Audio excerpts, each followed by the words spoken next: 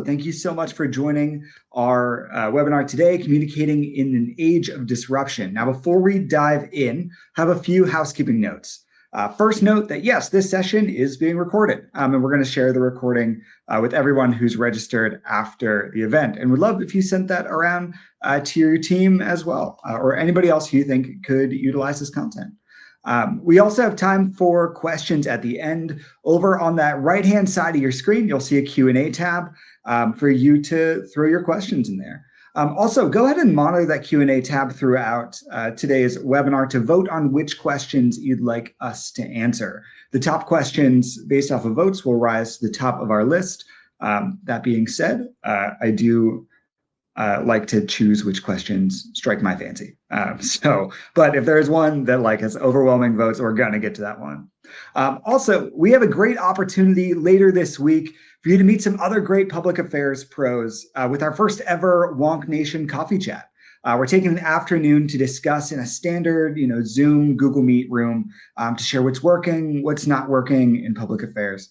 This first chat is going to be all about how teams are utilizing AI. So on the right-hand side of your screen, you'll see a Docs tab. And when you click that, you'll see a bunch of different links. So the top one is the Wonk Nation coffee chat. If you click that, you can go ahead and register for this coffee chat series, along with a spot for you to grab your links to slides and some other great documents from the Narrative Strategies team. All right. First, let me introduce myself. I'm Patrick Kalie. I get to lead these webinars and events, get a chance to meet with a ton of fantastic public affairs professionals through these, the AI Inner Circle, Wonk Nation, our Slack community, and so many more things. And frankly, these webinars have been the highlight of my year in 2025. And second, I want to shout out Molly, who's supporting us on the back end part of this webinar. You'll probably see her name occasionally pop up in the chat. She's the real hero of today's webinar. All right, with that, I'd like to welcome our speakers to the stage. We are joined today by Nick DeSarno, Managing Director at Narrative Strategies, and Mark Keida, a partner at the firm. Nick, I'll go ahead and turn it over to you to kick us off with introductions. Well, thank you so much, Patrick, and thanks to Quorum. We are Narrative is Quorum users, and we partner with them on several of our clients, so I really appreciate that. I'm Nick DeSarno, a managing director here at Narrative Strategies. We're a full service public affairs firm that's been around for about 6 years in DC. We've experienced a lot of growth, and I'll introduce some of the growth that we've done. But when I started about 3 years ago, it was about 30 people, and now we're about 100. And when I say full service, we can really say that wholeheartedly now, because we have Mark Keida, who joined us, I think, 9 months ago. Mark, I don't know if you wanted to introduce yourself and part of the vertical that you've launched for Narrative. Yeah, Mark Keida, lead Narrative Insights, it focuses on message testing and development, creative testing and performance, really the full suite of campaigns, whether developing your narrative, your message, your creative, your paid media, your content and collateral, and then measuring if it's an effective campaign and if you're moving outcomes on your campaign strategy. We focus a lot in that space. I've been at this 20 plus years, worked on the client side of initiatives and insights function for almost a decade. And before that, I started my career in political campaigns up and down the ballot. But Patrick, Molly, thanks for having us today. I see so many folks on the line. We're very excited to share with you this data and pleased to be here with you today. Back to you, Nick. Yeah, so a little bit about the Nexus survey. We've been doing this for several years here at Narrative to mainly give our clients kind of a look ahead about what we are going to be seeing kind of in the future. And so Mark will talk a little bit about the methodology in just a second, but it is unique. It combines kind of a voter survey as well as high impact individuals in the DC area and focus groups as well. And so we'll talk a little bit about that. But when I first started at Narrative in 2022 and 2023, we had just finished doing the Nexus survey for that year. And it was, very focused on the feedback we were giving to clients was, very focused on social issues. We had seen, in this survey that there was starting to be a backlash to companies so forcefully speaking out on a wide range of social issues. And so, the feedback that we were giving to clients and looking ahead is like, in the future, they need to, probably put some more guardrails on this, some more thought processes together, some more, collect more data, talk to more of their employees and their other stakeholders, because we were seeing, really distinct pushback on how companies should enter those types of conversations and what types of conversations, and people really wanted to hear their perspective on or see them take a stand on. And then last year, we do this in the late fall, this survey every year. We were doing it last year during the election. We were seeing affordability top of mind for voters and how companies were going to get pulled into that conversation. We're definitely going to talk about that today because that's a theme that definitely struck through. But then the theme that really came through this year in our survey that we're hoping to kind of, again, get ahead of and try to, meet our clients on is just that business is on the ballot. Specifically, businesses being called out by name. Elected officials, this is not 100% new, right? Like, business in DC has always been kind of intertwined, but what is new is just how frequently they're being called out by name. And how engaged, they are in the day-to-day kind of political conversations that are going on and the policy conversations that are going on. And so, we've kind of seen this surge from both the right and the left, and I'll talk about how that has also impacted. Before we get into too much of the details, I just wanted to turn it over to Mark to kind of talk a little bit about how we got some of this data. Yeah. So this is a two-part design, and I think a lot of folks on the line have done this before. So one was a nationwide voter survey, and we did that across all the questions you're going to see here. But the TLDR on this is it's a nationwide representative sample of Americans. East Coast, West Coast, in the center of the country, it's balanced by, we look at the US Census, we look at exit polls to balance the sample so that it's representative and it's matched to a voter file. The second piece we did here is we interviewed who we call DC policy elites and influencers. We do a drill down later in the slides you'll see on healthcare, technology, AI, a number of sectors. We interviewed people who spend their waking hours from a policy perspective in DC thinking about these issues. And so we have a complement, and we're going to pull in quotes throughout this presentation of like, how are people outside of the Beltway thinking of these issues? But then how are some of the DC insiders thinking about these from a policy and regulatory perspective? Yeah.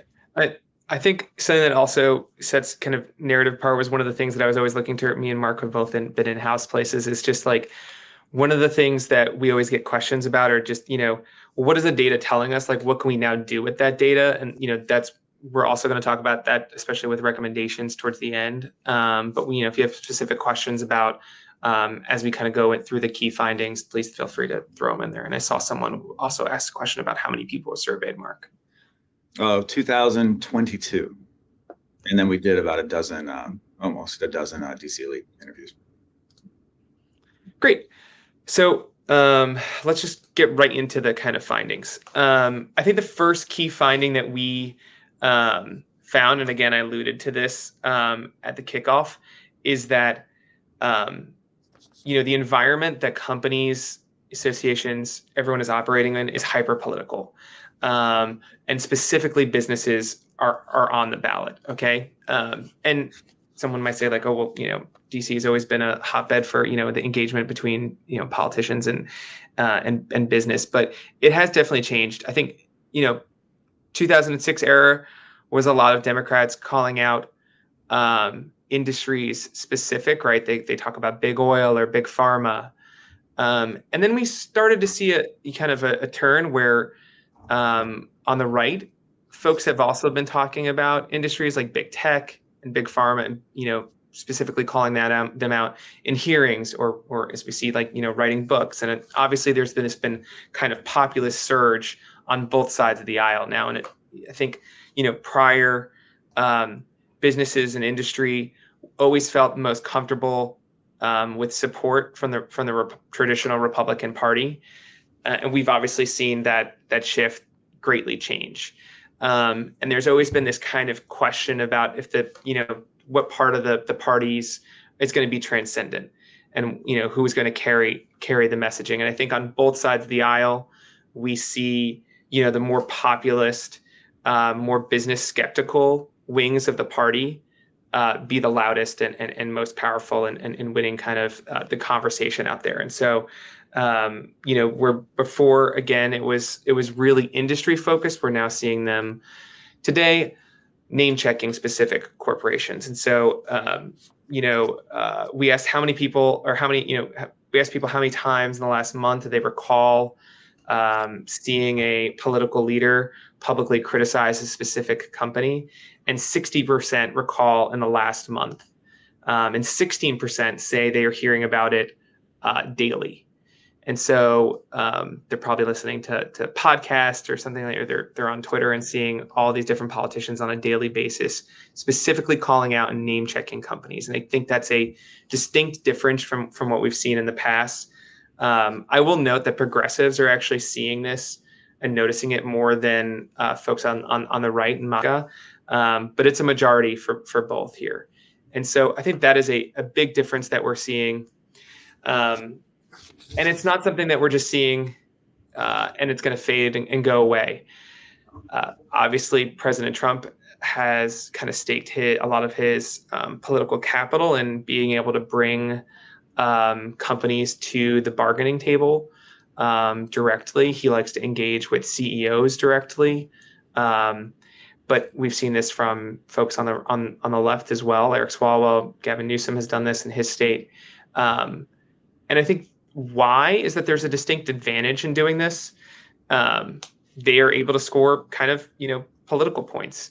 They are talking to an electorate that is, and we're going to talk about this later on in our data, that's really kind of nervous and anxious about the economy, about their future, about a lot of issues. And if they can kind of, instead of always pointing to the other political party as being, part of the problem, and they can point to a company, again, they can win some political points. And I think we've kind of fully crossed the Rubicon here of, companies being called out by lawmakers and being caught in this really difficult, sensitive position where if they go and they make, a deal with the president, they may get called next year in front of a congressional committee if Congress changes about that deal. They're being kind of put in this political vice grip. And so, we know this is not likely going to change. And kind of once we've crossed this, divide, voters are seeing this, but it's also political kind of elites as well are seeing this new dynamic. This is some of the surveys that we got back from our political insiders, policy insiders interviews, but businesses will be a convenient villain again. Profits, layoffs, prices, all of that will be part of the campaign narrative. Free market, we're going to talk a little bit about this in a second, but free market language isn't playing anymore. Both sides are rebranding capitalism. And then we see it on the left as well. For the Democrats, you're going to hear both sides trying to sound tough on big business. On the Republicans, it's probably going to be woke capitalism. On Democrats, it's going to be fairness. These are the kind of feedback we're getting from both voters who are seeing it every day in their newsfeed, and as well as political insiders who are going to be, running some of the campaigns that we're going to be seeing in the next year. Obviously, we have election cycle coming up before this, but there's also going to be a presidential race. And the contenders for that are likely, this is obviously going to grow tremendously, but we know these four are likely going to be in the mix there. They're going to be name checking companies directly. I know that Vance recently name checked Microsoft when they had some layoffs and talked about how they were laying off people, but also asking for H-1B visas. AOC has called out by name private prison companies recently. And so as we look to the 2028 landscape, we know we're only going to see kind of increasing amount of conversation. And so it's, and the 2028 campaign is going to start very, very soon. I kind of want to turn over things to kind of Mark. But before turning over, I think, big picture, we're seeing companies being called out specifically. We are seeing a lot of really anxiety about people's future. And we'll talk a little bit about kind of AI. And I think that leads into why we're seeing some of this from voters as well. Yeah, Nick, thanks. Business being on the ballot's the number one finding. And I think, as we think about how we engage as businesses, and we come from primarily communications and engagement perspective, what we're seeing in the data is Americans are redefining what it means to be for business, and they're redefining what pro-business means. I think it's hard to assess and think about our communications outside of this confluence of three really big factors. Nick talked a lot about the political environment and how much that's challenging people, businesses, everybody. We're working through that. The other is the economic environment and how people are anxious. Cost of living is a top issue, and there's a lot of concern about the direction of the economy and where the future lies. And the third is technological disruption. We're going to get into all of these issues, but we're communicating in an environment that's full of anxiety, concern. People want stability, reassurance from leaders, both elected leaders, business leaders, people in their communities. And all of that kind of broad context implicates how we talk about issues. First thing I want to point out is, we've seen this in other public data, but it's just, just looking at the chart on the left, it jumps out. What's the top issue? What's the top issue facing the country? And we ask people, cost of living, far and away higher than any other issue cited in the survey. We know that financial pressures are acute for millions of Americans, and the survey data just reinforces that.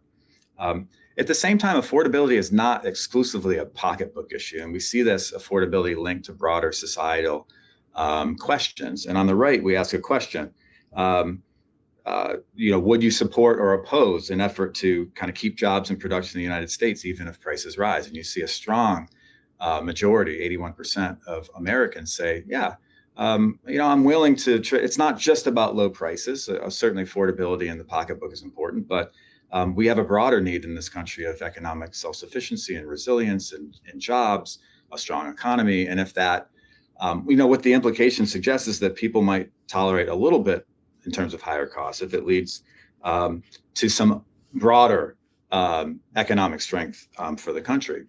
You do see some partisanship in the data on the left. Democrats, and you see this in public polling too, focus a little more on the cost of living, but it's a bipartisan issue. Dem, Republican, West Coast, East Coast, and middle of the country, that's an issue, affordability.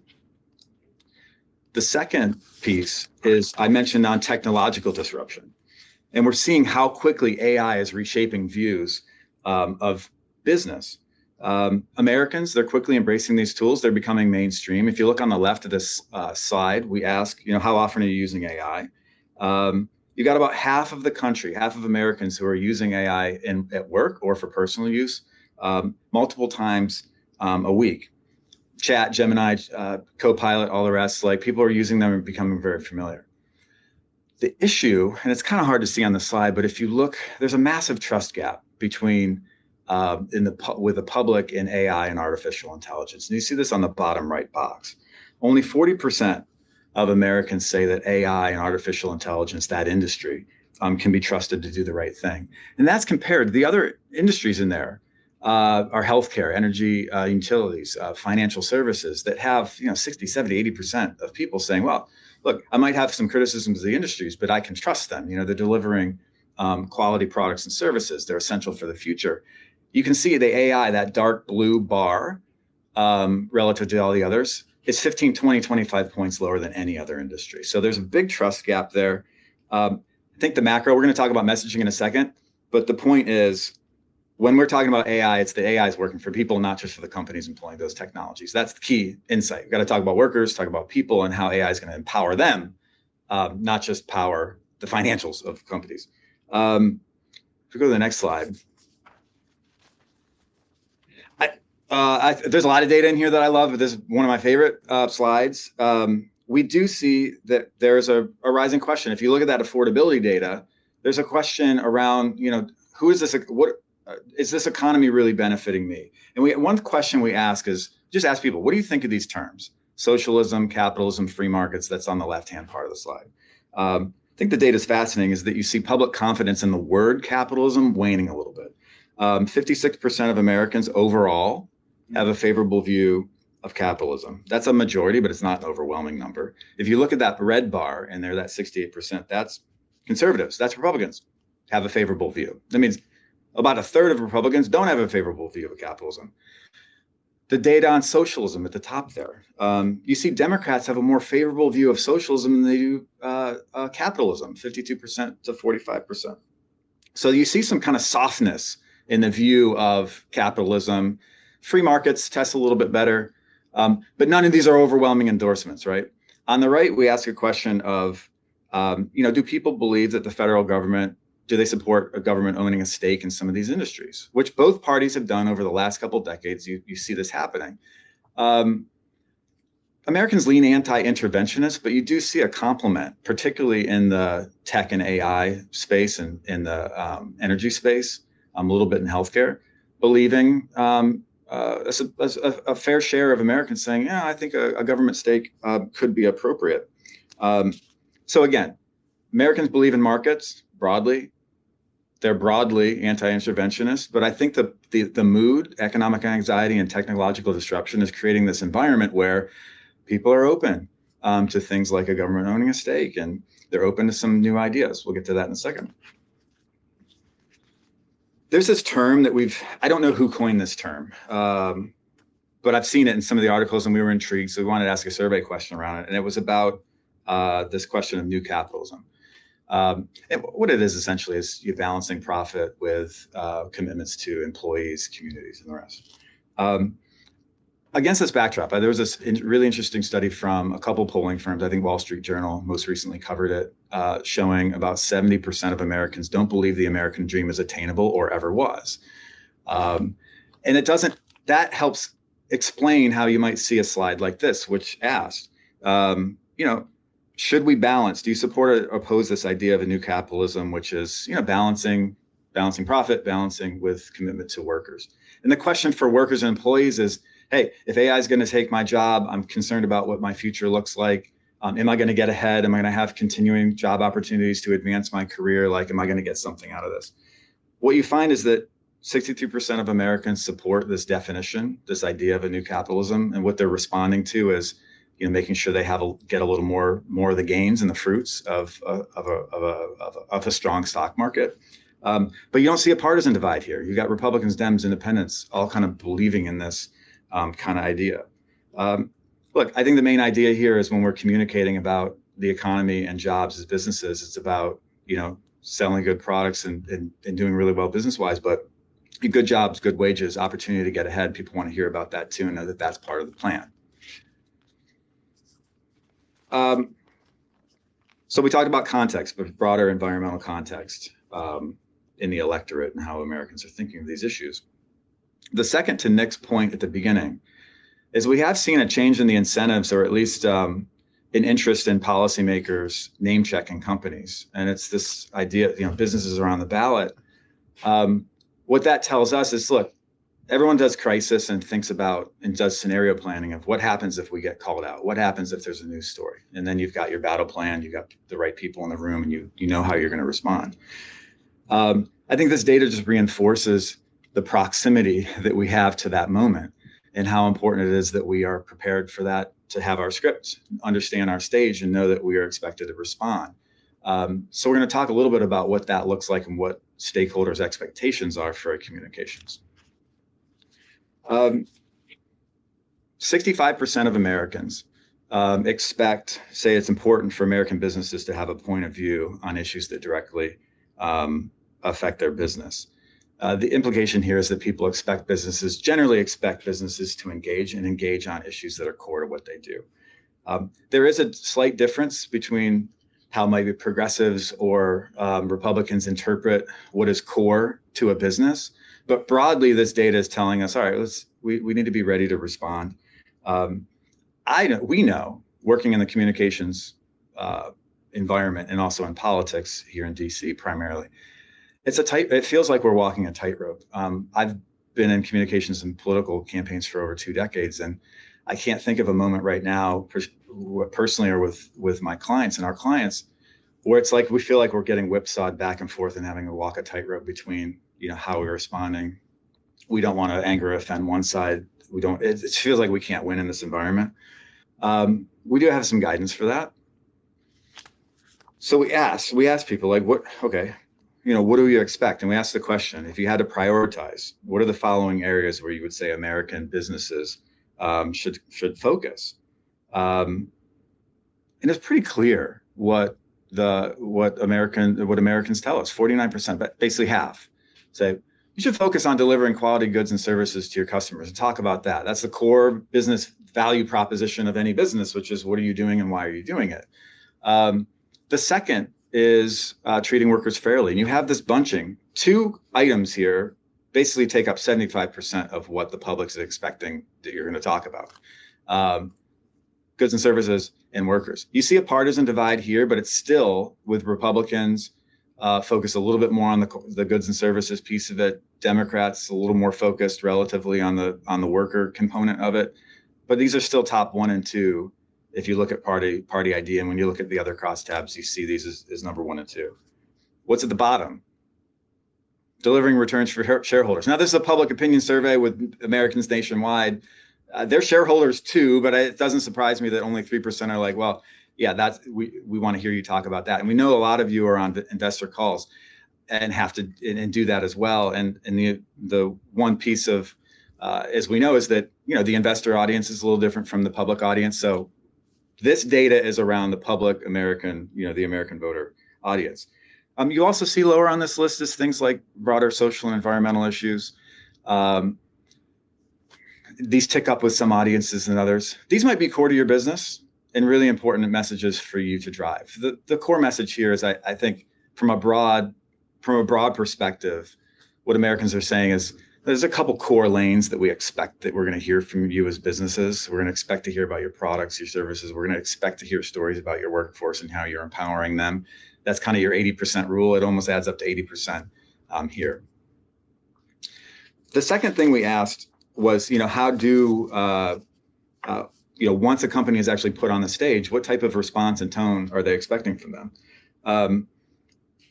No surprise, audiences are expecting direct, measured, credible types of responses when they are called out.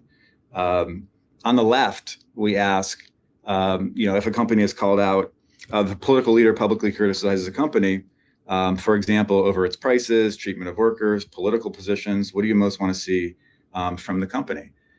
You have a strong, almost half saying, look, acknowledge the criticism, explain your side.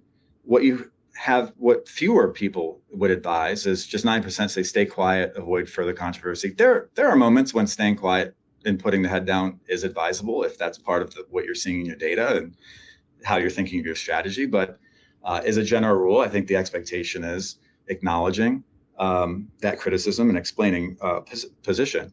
What audiences, particularly DC insiders, reminded us is like, this is not the environment to try to score political points, try to push back forcefully. It doesn't often work out to business's advantage to do that. Again, there might be an opportunity or a time when that is appropriate. But again, we're reflecting the caution in the feedback we received from both voters and some of the DC elites. On the right, we ask a question of, what matters more when you hear that a company is criticized? What matters to you? And when judging a criticized company, people care most about how they respond and whether the criticism seems fair rather than who launched the attack. And what this tells us is that we might not be able to control the political environment, but we can control our footing within it in terms of how we engage back. And the policy insiders kind of echo some of the points that I made. As one noted, you can't control if you get called out, but you can control how you answer. I think it's a nice reminder. I think we've all learned that we don't want to cede our narrative to others. Can't sit it out. It's about showing the public that you have a legitimate side. So I think in the DC environment, the expectation, we kind of hear similar sentiment of be ready to tell your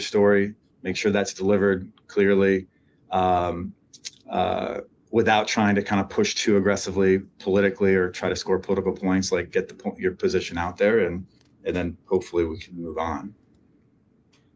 I think, Mark, I want to kind of put a finer point on that. Is sometimes we help our clients navigate one of the most high pressure stakes, which is congressional testimony when they're being called in front of Congress. And I think we see the most successful, who they actually show up, right? They're not there, they're not avoiding the moment, but they're confidently, they're there, making sure they answer the questions and defend the company, but they're not doing it, to be in the political fray, and they're not trying to get on a quip on a senator or congressman that's going to get put on CNN, right? They're not there to score a quick political point, and then they're there to be measured, acknowledge the criticism, walk through the facts of the matter, and not get caught into a Twitter debate.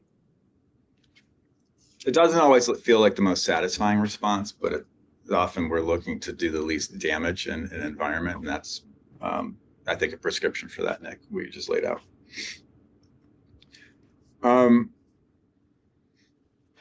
Okay, so this is, I said the capitalism slide was my favorite. This is my favorite section because we walk into specific messaging across various issues.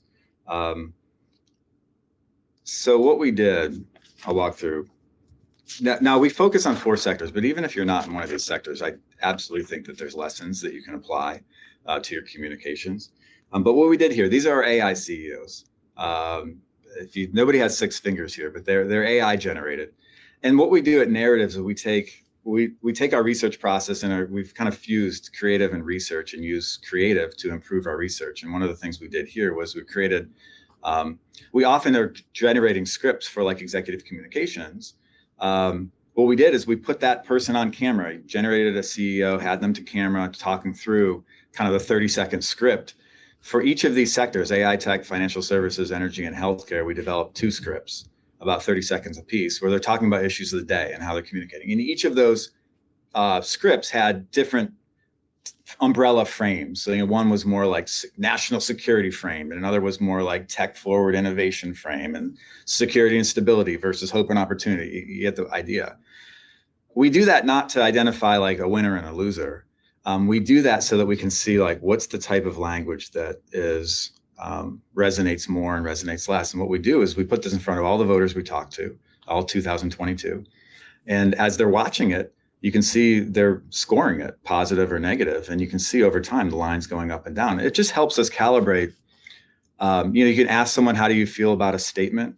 But this gives us every second a window in data into how people are scoring a communication. And then we dig in and do a focus group on those people to understand, you turn the dial up here and you like that language. Why did you like that language? And they'll tell us in their own words. So we're going to share just a snippet of this. On our website, we have more of this data, drill downs, but I'm going to give you a high level of what we learned in these areas. So first on AI, I think the headline in AI is people see upside for themselves, but there's a question on what does it mean for society and for the workplace and for the economy. And if I had to think of a gap that we need to bridge here, it's this credibility gap and trust gap, which is, I mentioned this earlier in the data, just 40% of people trust this industry to do the right thing. There's a question of who benefits and, can you trust this industry moving forward? We asked a couple of questions here just for scene setters.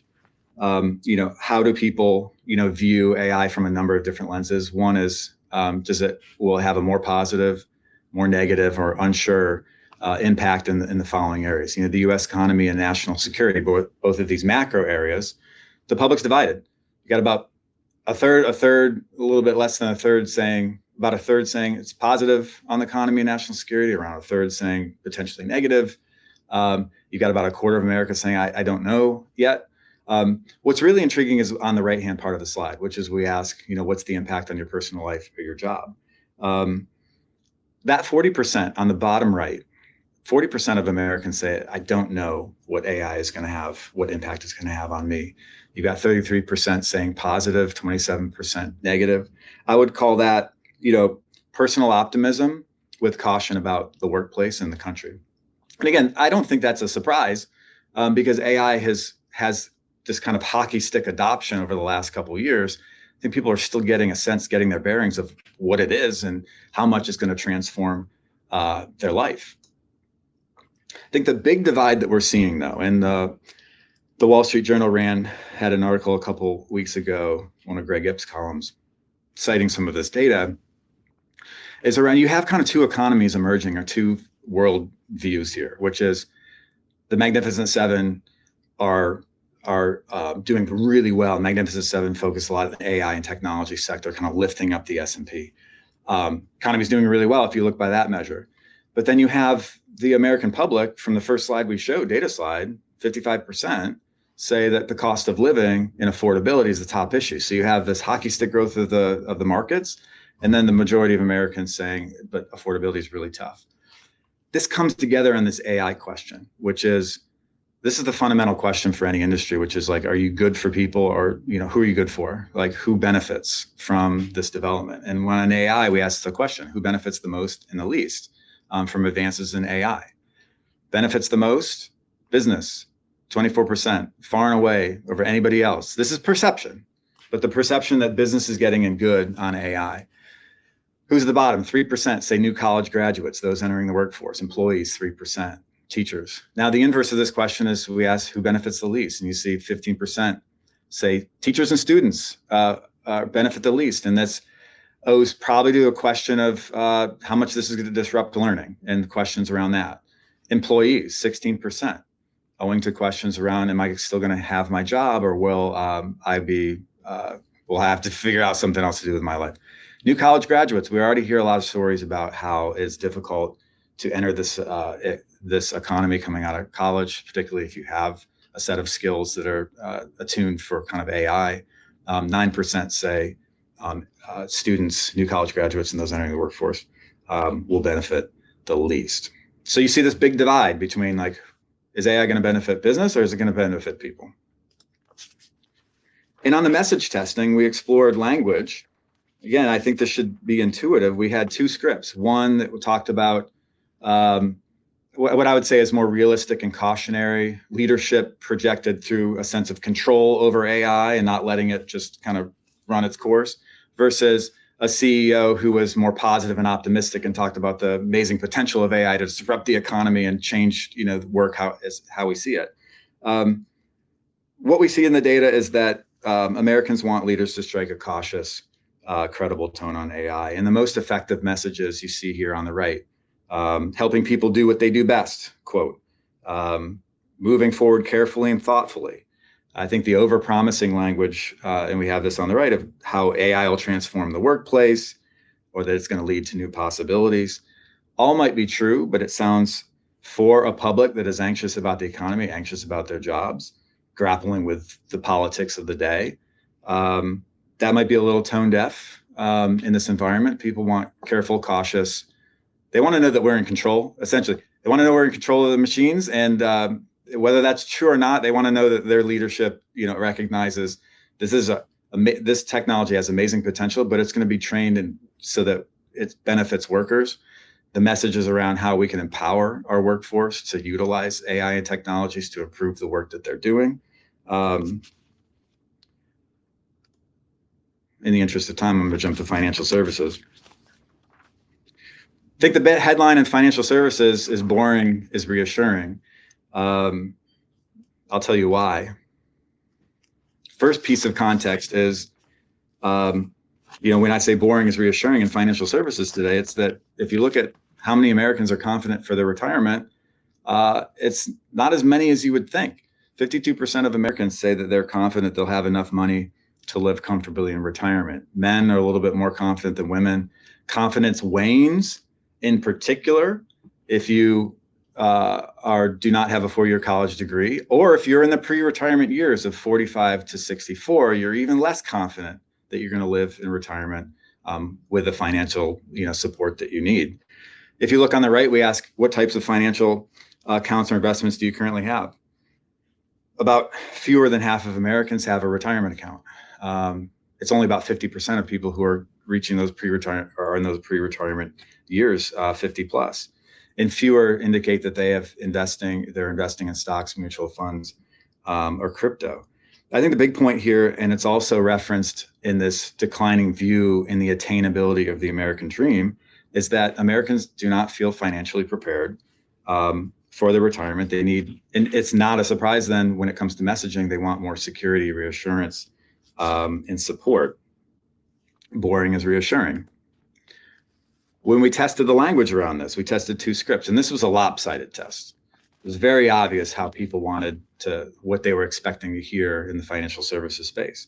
One message was steady and reassuring. One was kind of bold, opportunistic, the language that worked the best: diversification of finances, the idea of protecting against risk, or the idea that every American needs access to financial instruments that help them achieve long-term financial security.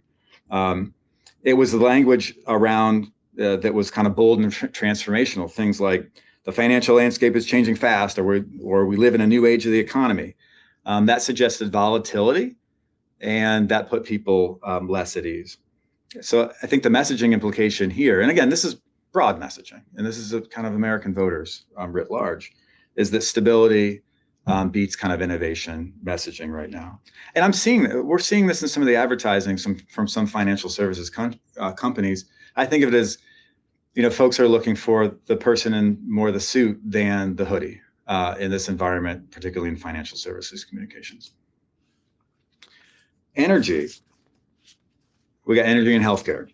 But energy, this is a historically kind of partisan issue, but I think what we're looking for is to understand, how do we message to each of the audiences that matter to us in our business. But often that leads us to this need to find an umbrella message that works for multiple audiences. And in energy, this is a place where there is some opportunity.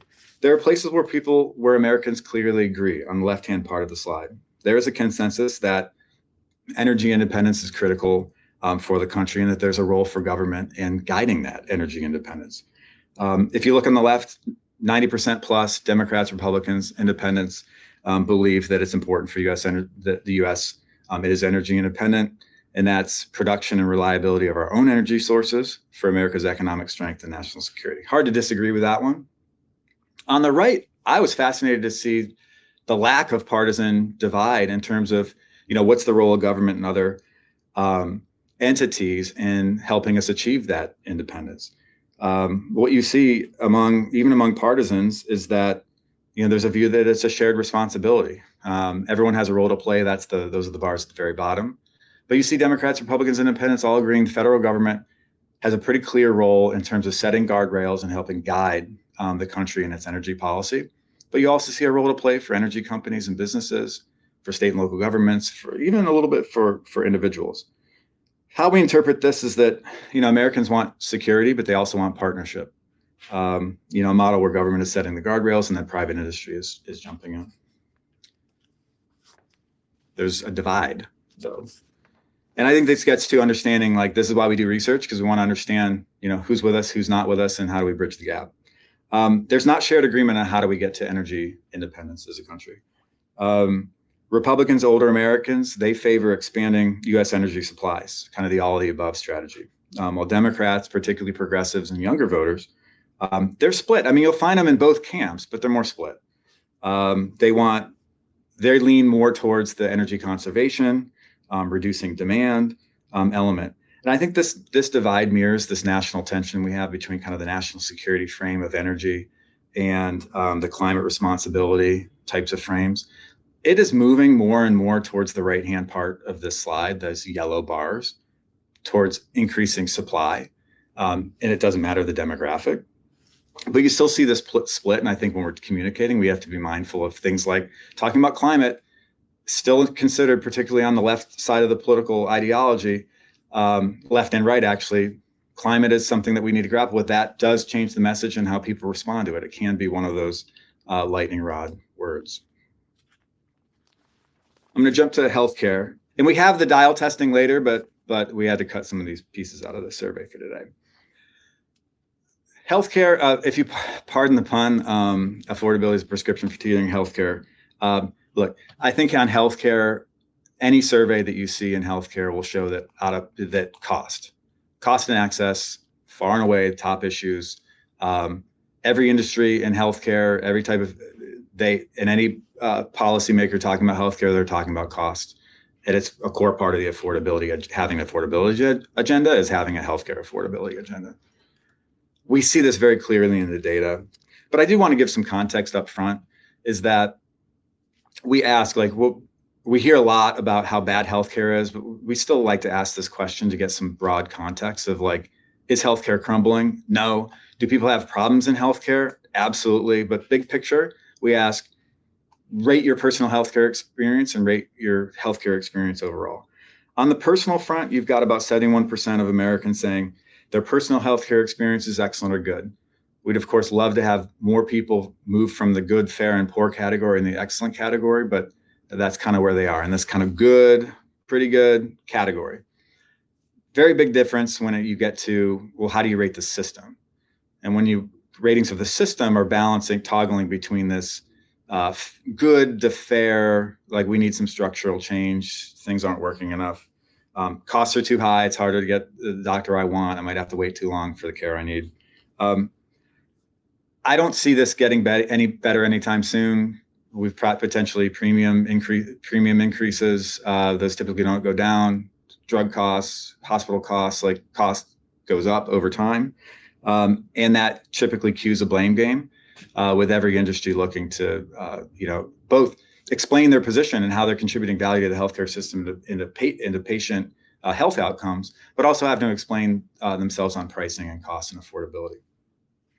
And healthcare is very, as we know, healthcare is very personal to people.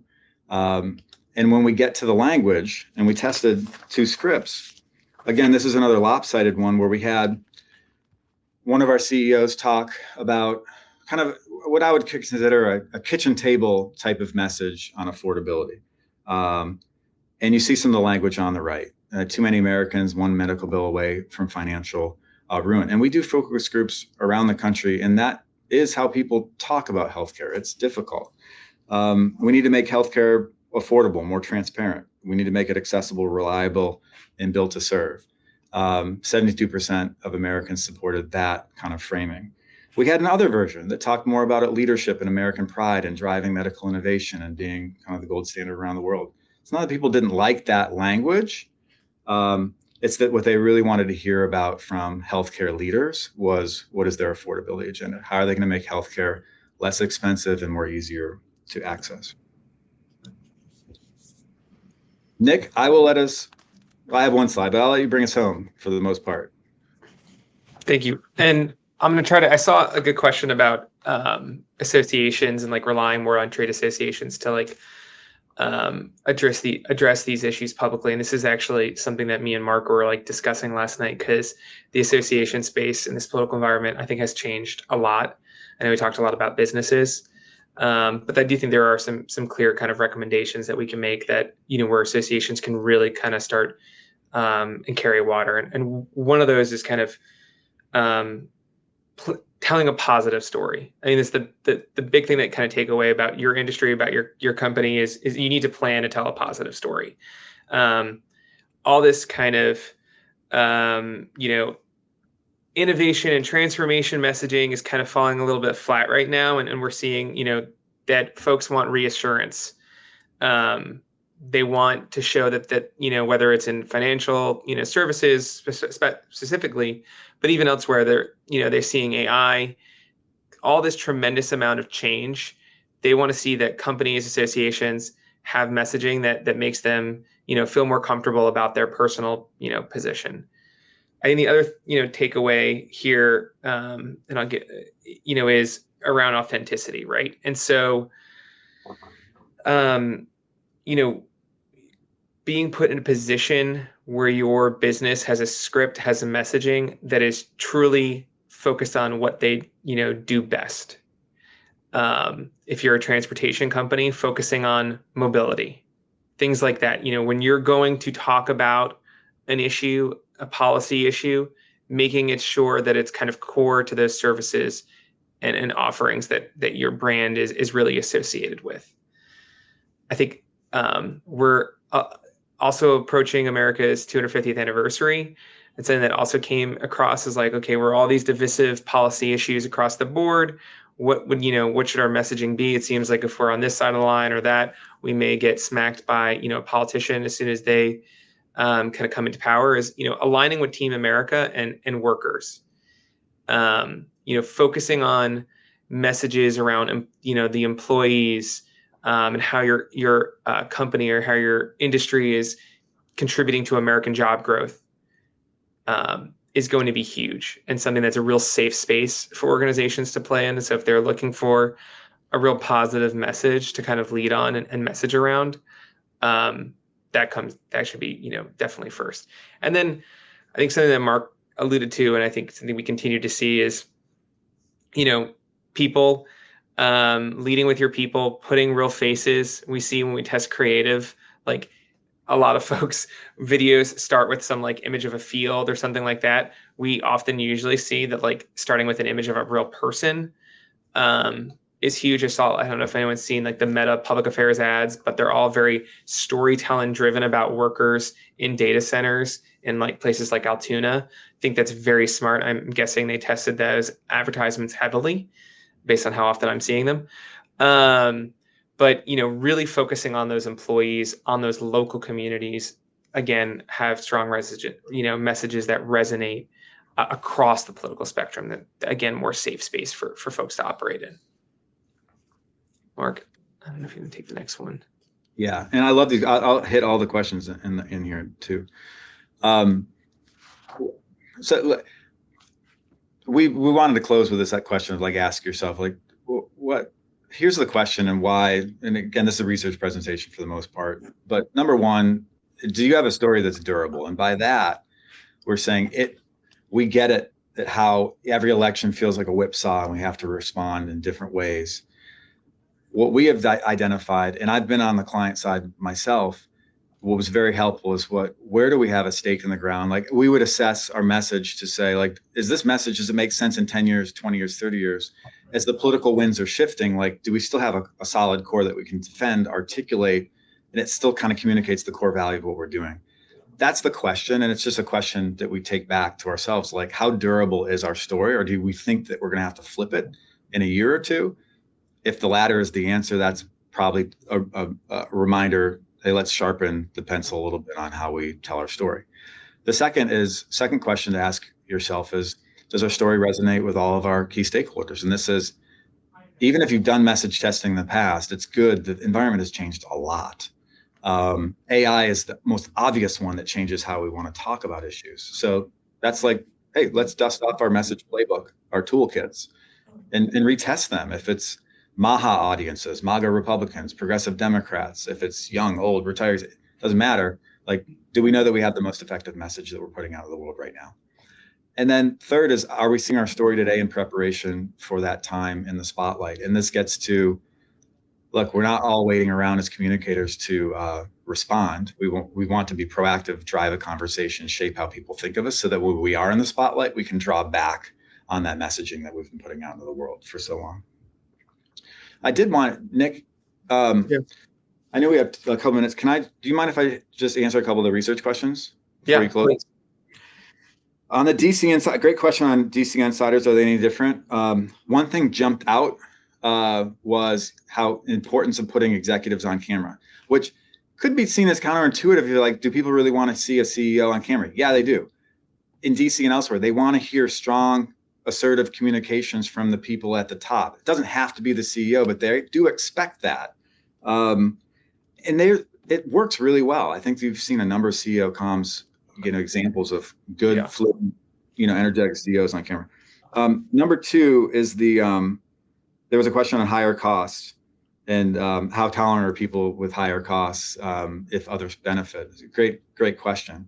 Do actions speak louder than words? I would love, we didn't have it in the slide, but I think a great case study of how companies have approached, like, the tariffs, for example, and how they were going to deal with the potential of having higher costs and whether they're going to pass them off to consumers or not.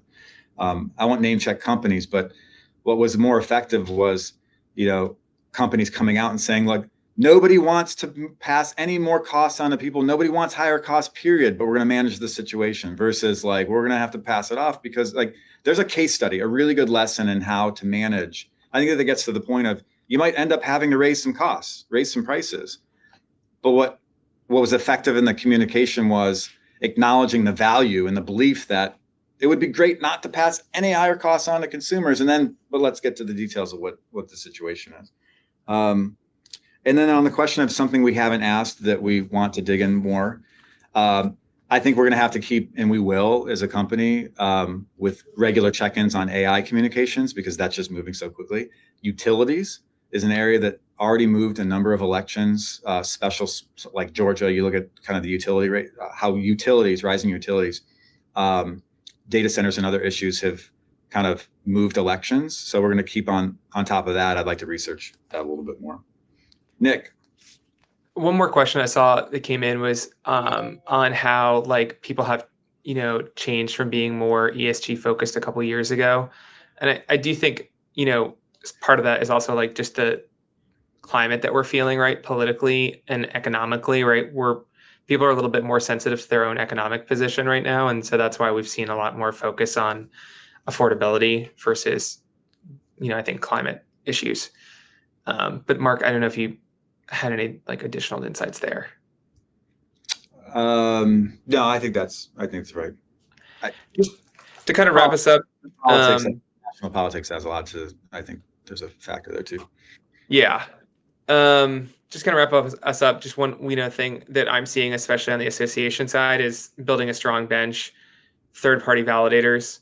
That's really where associations and, industry groups can kind of step in is, making sure the people that are talking about this issue, that you have third-party, groups on both sides of the aisle reinforcing your message.